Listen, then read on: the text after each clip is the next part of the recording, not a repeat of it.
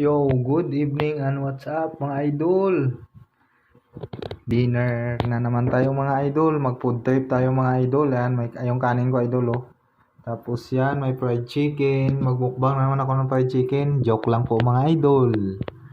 Hanggang bukas na yan mga lods, na ulam mga lods. Siyempre, hindi nawawala yung sausawan. Ayan, sausawan ko mga lods oh. Sino bang mahilig magsawsaw dyan? Sa siga, Mang Tomas. Saka siyempre yan yung inumin ko, pineapple juice. Cholesterol less yan mga lods. So tara mga idol, samahan nyo ako mga idol. Maghapunan tayo ngayong gabi.